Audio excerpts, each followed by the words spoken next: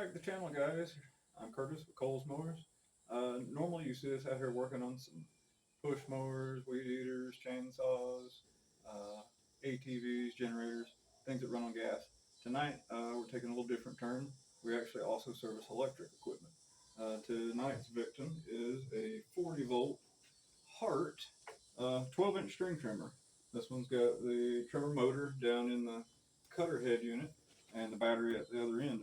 So complaint on this one is that the motor either turns slow or doesn't turn at all. So we put a nice charged battery in here and confirmed it. Barely anything going on here. So what we're going to do is we're going to investigate this thing, and sounds like it's got an issue in the motor.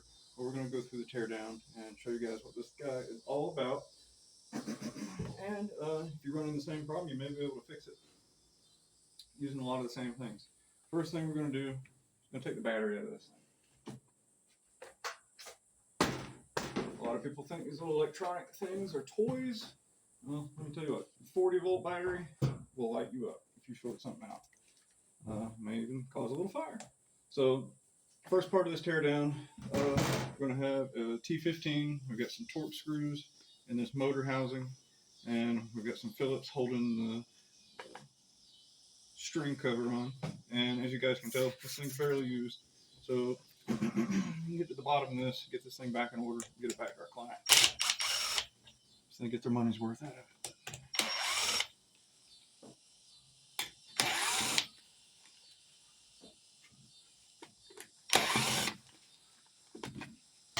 So step 2 was remove that guard. Step 1, of course, get the battery out of there, kill this thing.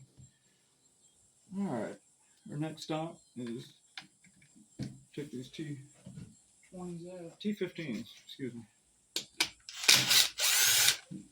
So we got 1, 2, 3, 4, 5, 6.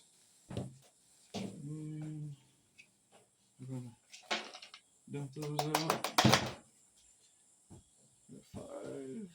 Here's number 6. Look somewhere in 5 to the try to irrigate a little bit. So we don't end up getting fouled up. Other little thing, we got a little sticker on the front here. Just split this little thing out so we can open this tool up.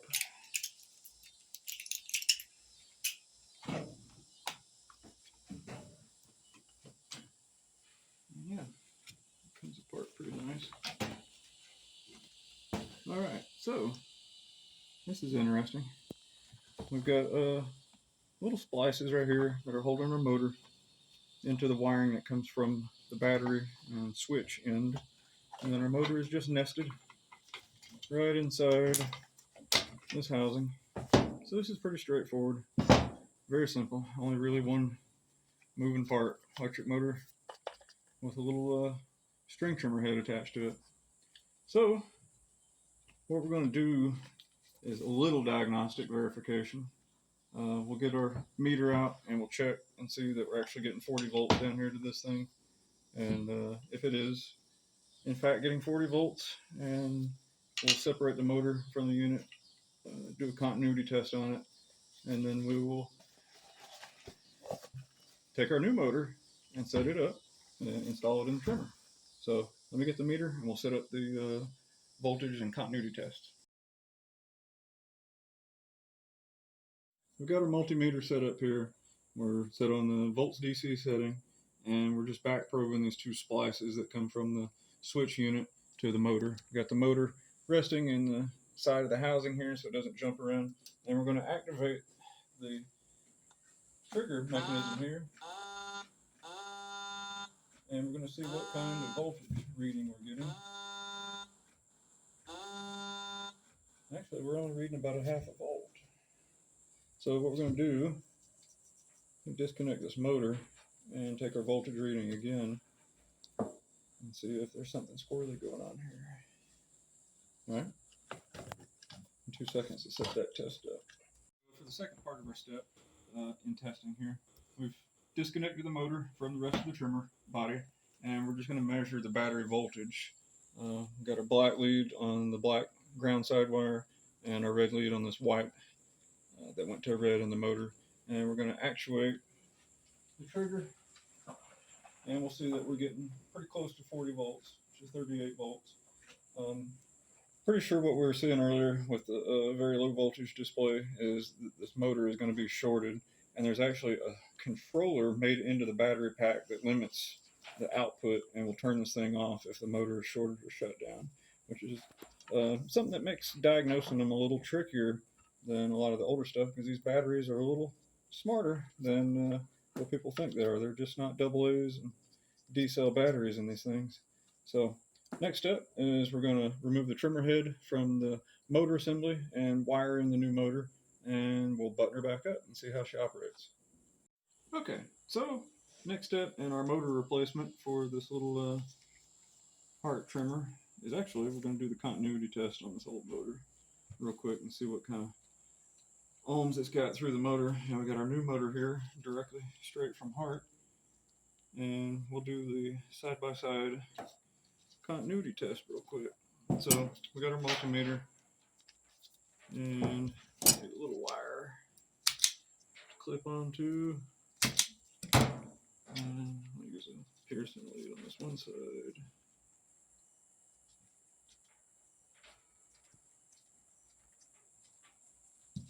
And a clip on the other. I'm going to hook up there. That'll read through our brushes. And right now we're getting 1.4 ohms. Let's give the little motor a turn. So we got our bad motor out of the trimmer here. Next step is going to be to remove the trimmer head and the little anchor plate that keeps the motor from spinning around inside the trimmer housing. So to get our trimmer head off, looks like this thing is just threaded on. Went ahead and took the step of taking the new motor out of the box and see how this thing works, and it's just simple threads. So we got our handy dandy universal pliers here, clamp on the shaft on the back end, and that was surprisingly easy to twist off there. When we get done, we'll go through the process of loading string in this thing so that we can do a loaded test on this piece of equipment before we send it back to the customer. So trimmer head is off. Take our Phillips again, and we'll take these two little screws out. These have got machine threads. So go into this little metal motor. All right, old motor is done. New motor in hand, and so we're just going to reverse the steps we took to break it down. Put our anchor plate on. And while we got access to the motor, we will put the trimmer head back on. Maybe a little difficult after we get her reassembled. So, let's see if we can get this thing started here. And I wasn't paying any attention a second ago, whether this was right hand thread or left hand thread. It's right hand thread.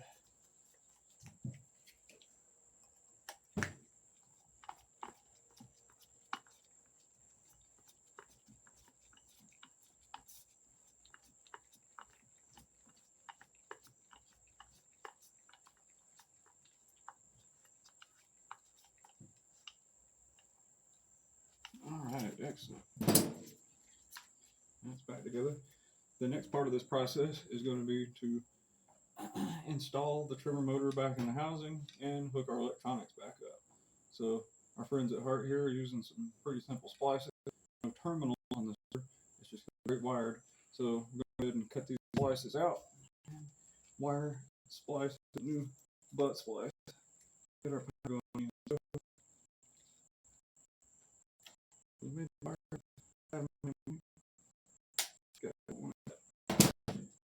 Take our handy stripper there, get the instant off of these. And we were from earlier, the black goes black and white red. So we got our heat shrink splice kit here. Get ourselves some nice blue butt splices.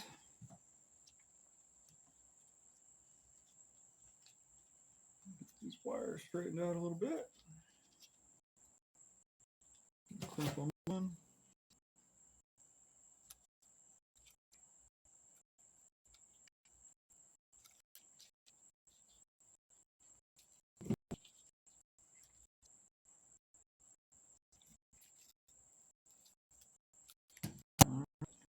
On our harness here. Pull the bolts so you can see. All right, red and white.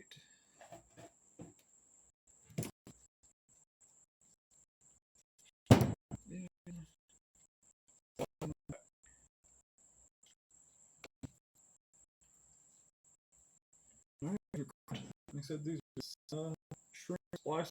So the next step, break out our heat gun, and we'll seal these up. That'll make the connection waterproof, and then we'll go ahead and put the motor back.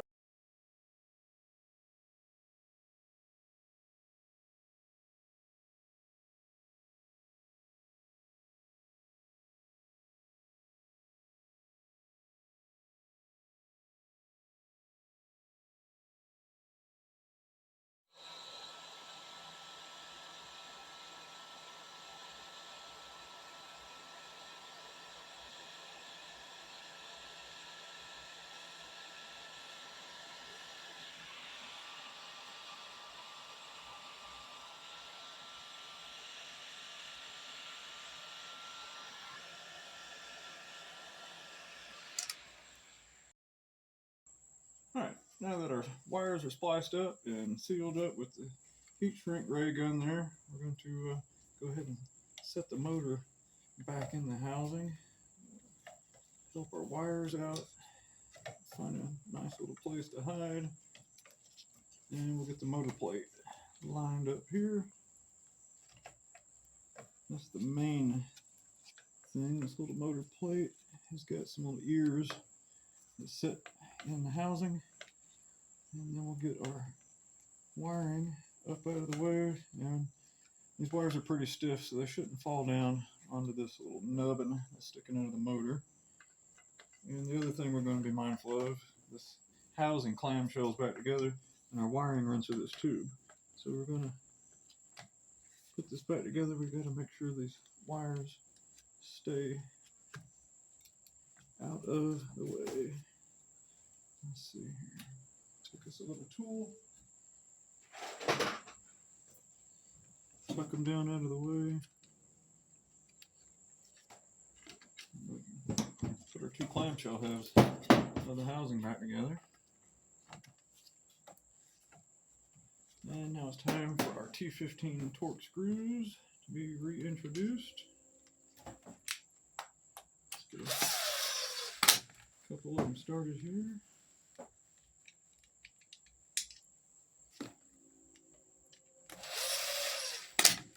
And we don't have to get crazy on these. These are simply threaded into plastic.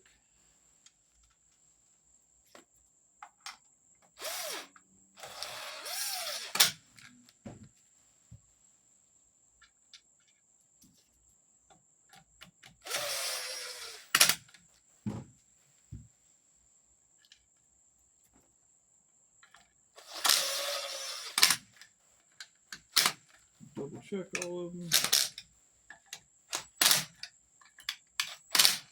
All right, and I'm going to put the guard back on.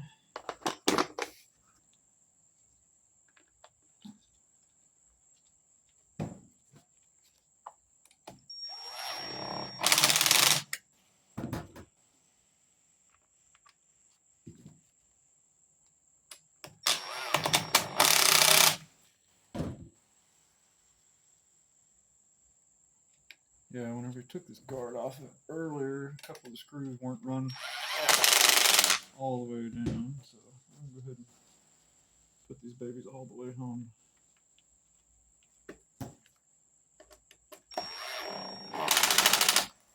And we'll go ahead and tighten up our trimmer shaft securing bolts here.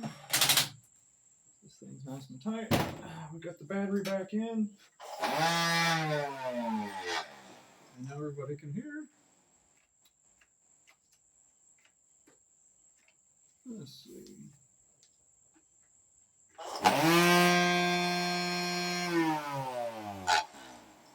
We got a running trimmer again.